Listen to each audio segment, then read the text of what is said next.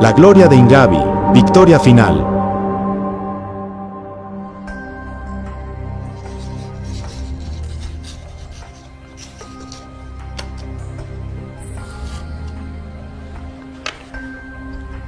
Esta conversación puede ser el inicio de un sueño. Ver a Bolivia y el Perú en una gran confederación.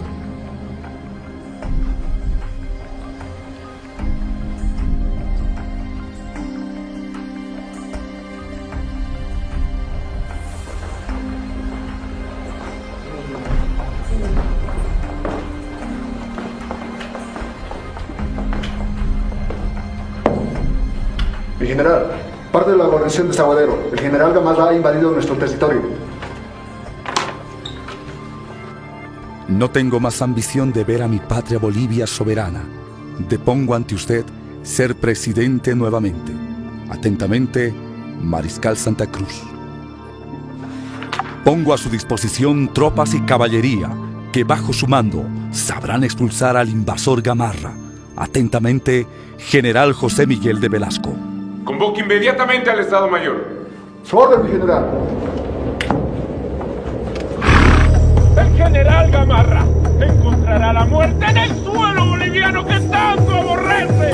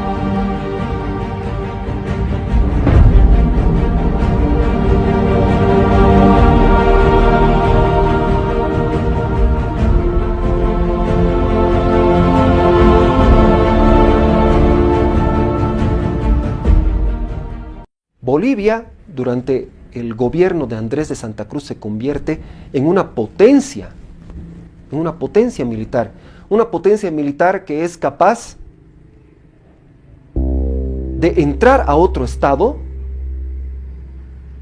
y básicamente fundirlos en lo que ahora nosotros llamamos la Confederación Perú-Boliviana. Primero, yo creo que él tenía una visión que recordaba el virreinato del Perú. O sea, él había sido presidente en el Perú, entonces él imaginaba un proyecto distinto del proyecto que nosotros tenemos ahora. Era un proyecto conjunto con el Perú, al que dividió en dos estados como lo conocemos, el norte peruano, el sur peruano, y Bolivia.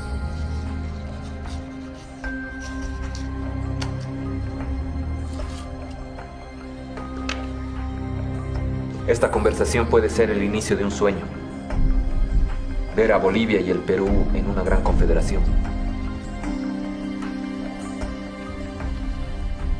Santa Cruz llega a ser una figura de proporciones sudamericanas, sí, pero de proporciones casi napoleónicas, ¿no es cierto?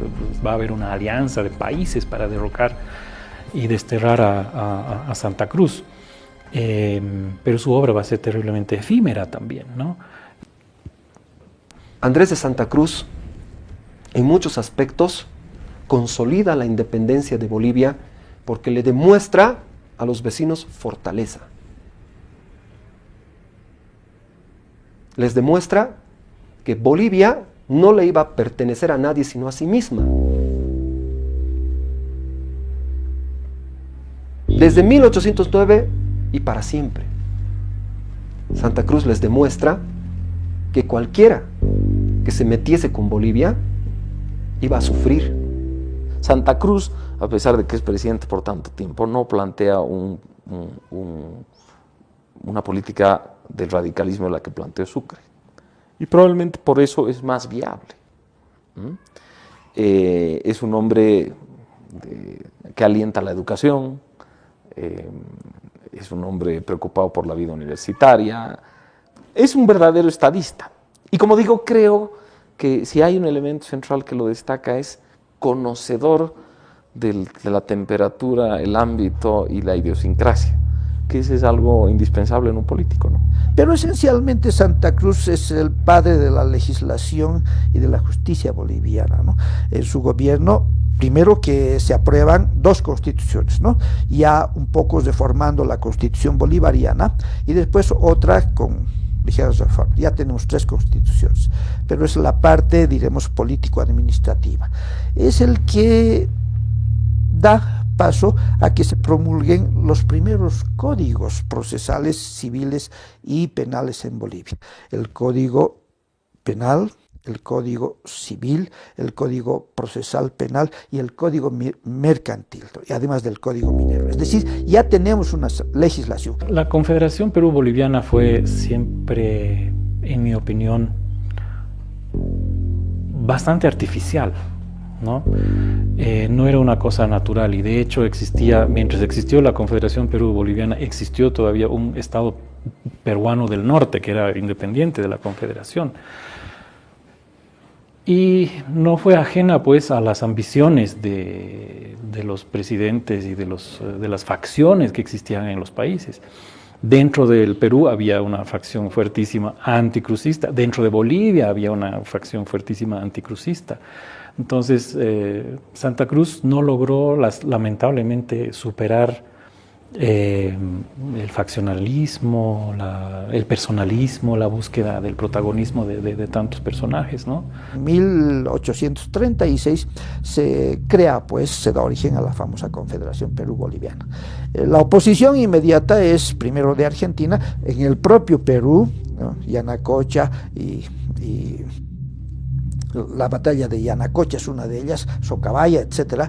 Sí, va y aplaca a Santa Cruz. En el sur, contra los argentinos, donde es muy bien representado por el general alemán Otto Felipe Braun, mariscal de Montenegro, Victores, y él directamente contra Chile, ¿no? Donde lamentablemente es derrotado, ¿no? Es derrotado, cuando que antes ya había perdonado a los chilenos y ellos vuelven con intensidad, ¿no? La guerra promovida en los años de Santa Cruz por el miedo chileno y la política portaliana se va a construir un gigante que va a dominar el Pacífico Sur.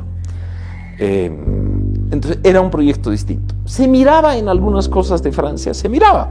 Basta ver, por ejemplo, la copia de los códigos, en parte obra también de comisiones en las que participó Urcullo o participó Lañeta. Cuando existe la Confederación Perú-Boliviana, Manuel Rosas le declara la guerra a Bolivia. En su mente obviamente está recuperar Tarija para la Argentina, tomar gran parte de Potosí, que Argentina hasta ese momento piensa que es parte de su territorio, y quién sabe, avanzar inclusive algo más al norte.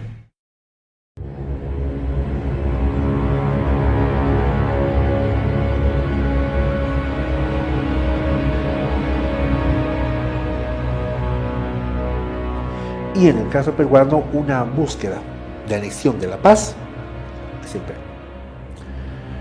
La paz es sitiada por varios meses también, 1841.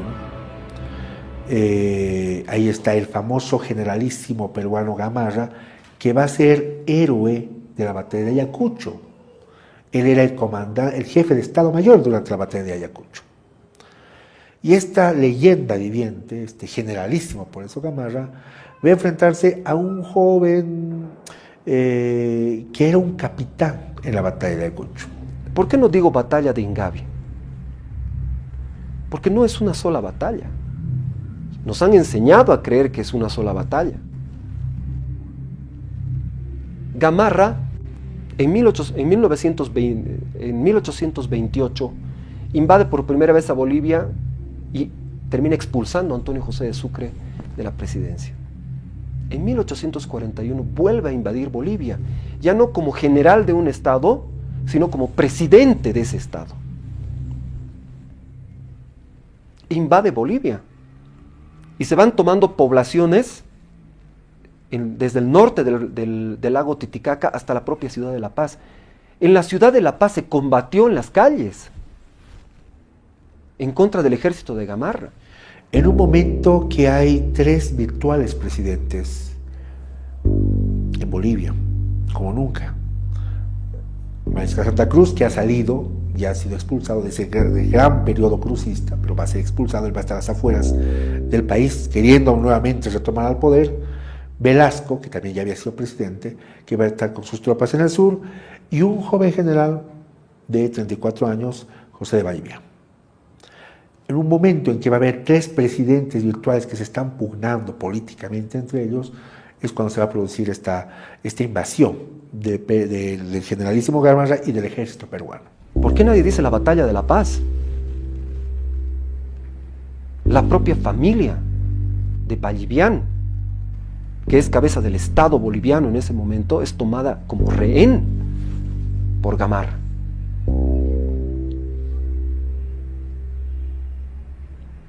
Una fuerza boliviana es alcanzada por el Perú, por el ejército peruano en Mecapá, que se produce en combate.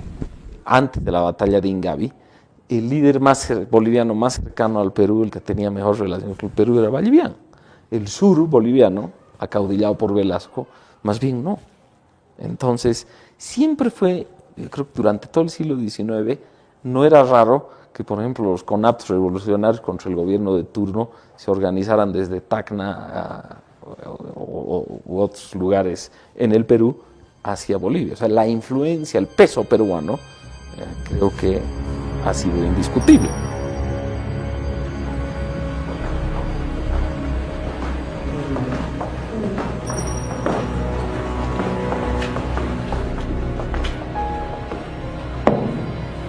Mi general, parte de la guarnición de Sahuadero, el general Gamarra ha invadido nuestro territorio.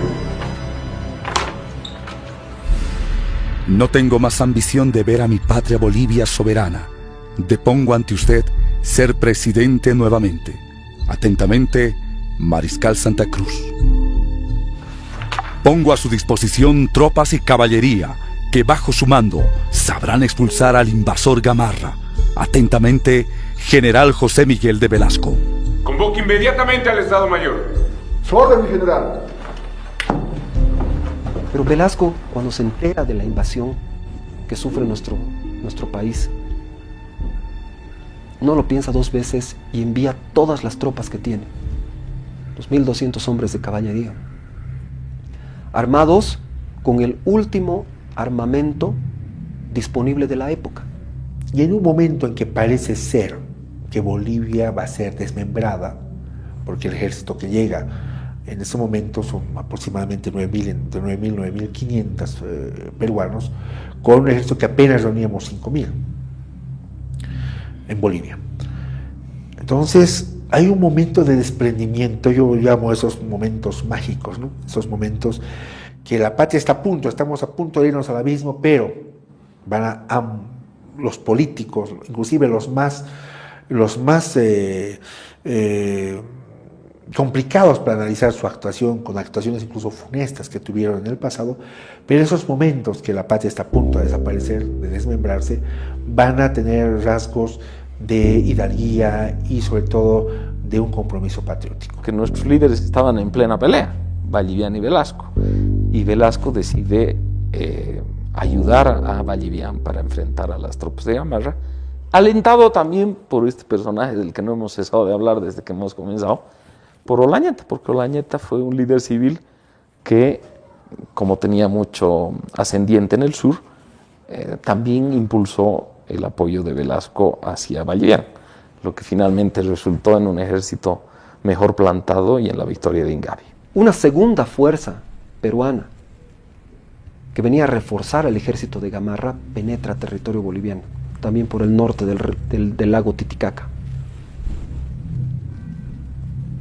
Y esa segunda fuerza peruana es interceptada por una fuerza boliviana desconocida. Es como si de la bruma del Illampu hubiese aparecido un ejército, quizás de nuestros ancestros. El general Velasco, que nuevamente quiere entrar al poder, él deja sus tropas, él estaba obviamente con el ejército, lo mejor en armamento, los famosos fusiles hannoverianos, va a entregarle sus tropas con jinetes de caballería a Vallivian. Con esto él estaba renunciando definitivamente a seguir la carrera política y con esto él se va a ir ya a la Argentina. Lo propio hace Santa Cruz, decide irse, más bien decide con cartas darle el apoyo a Vallivian, y Vallivian es el que va a hacerse cargo de esta defensa de la ciudad de La Paz. Estos 1200 hombres se unen con las fuerzas de Vallivian, y solo entonces es que Vallivian es capaz de enfrentar a la fuerza peruana. Aún está en inferioridad de condiciones, pero tiene la superioridad tecnológica de su parte. Cuando sucede la batalla, se cuenta que el propio Gamarra dice que nunca había visto un fuego tan graneado, ni siquiera en las batallas por la guerra de independencia. Esa es la superioridad tecnológica que tiene ese ejército de Bolivia en ese momento. El general Gamarra encontrará la muerte en el suelo boliviano que tanto aborrece.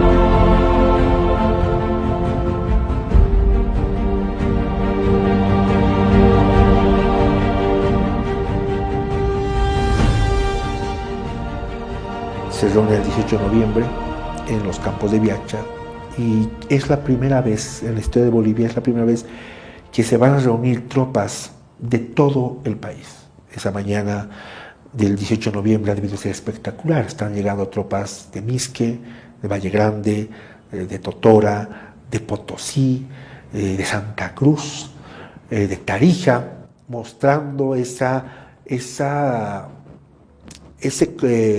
acuarela boliviana, es de regiones que por primera vez se están conociendo en un campo de batalla para preservar la integridad nacional. Muchos dicen, bueno, y con esa victoria, habiendo ocupado Puno, Moquegua, ¿cómo es que Vallivian después acepta tan grácilmente retirarse? Y creo que una buena explicación a eso es, además de que ciertamente después ya no vemos, en la época de Belsu sí hubo bastante aspereza entre los gobiernos peruanos y bolivianos, pero no vemos el apetito de un Gamarra, ya no vemos de nuevo.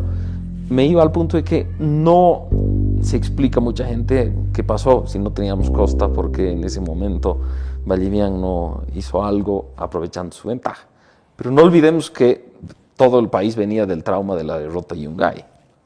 Los chilenos seguían muy preocupados de qué podía pasar en estas tierras y en el Perú. Entonces, probablemente una de las cosas que pesó en el ánimo de Vallivian es cómo mantener el equilibrio internacional y no suscitar otra guerra. Esta batalla que estaba a punto de ser perdida es guiada con un gran criterio militar por José de Vallivian, y esa batalla se va a ganar. De una serie de combates y batallas que habíamos perdido antes, en el cementerio, en Mecapaca, esa batalla se va a ganar. Va a morir En esta batalla muere el generalísimo Gamarra y inmediatamente el ejército peruano es derrotado, desapresado, muchos son muertos. Hay unas escenas terribles cuando el ejército peruano estaba escapando por el estrecho de Tiquina y son ahí ya emboscados por las montoneras bolivianas, podríamos decir los guerrilleros, la gente del pueblo, son muertos en el estrecho de Tiquina. Imagínate lanzándose a caballo cuando están siendo rodeados por montoneras bolivianas. Y ese ejército se enfrenta a esta segunda fuerza peruana en Huarina y la derrota. Se repliega la fuerza peruana hacia Tiquina y al día siguiente la vuelve a derrotar. Y así como apareció, de la nada también desaparece, especialmente de nuestros libros de historia. ¿Quién ha escuchado hablar de la batalla de Huarina o de la batalla de Tiquina? Es solamente a partir de este momento en que podemos decir que Bolivia es un país independiente, soberano y que no va a tener los sobresaltos que hubiera podido tener hasta 1841. Hasta 1841 podría haber pasado casi cualquier cosa, casi cualquier final es abierto para Bolivia. A partir del 41 las cosas ya son mucho más consolidadas o más sólidas. Bolivia ya es un país, una nación, una patria, podríamos decirlo así. Bolivia se va a consolidar, va a llegar una época política muy interesante, buenos años, primeramente con el general Valdivia. Ya él va a posicionarse ya por el mandato del Congreso como presidente de Bolivia. Y es paradójico que ese día ni siquiera, 18 de noviembre, ni siquiera tengamos en Bolivia un feriado, siendo que es uno de los logros más importantes dentro de nuestra historia boliviana. En Bolivia nos hemos encargado más de recordar las pérdidas territoriales, los fracasos, pero no así los éxitos, las obtenciones territoriales, los éxitos. Si uno revisa los mapas, y esto es importante lo que digo, revisa los mapas antes de la batalla de Ingavi y después de la batalla de Ingavi, ve uno que hemos obtenido varios territorios en la frontera con el Perú.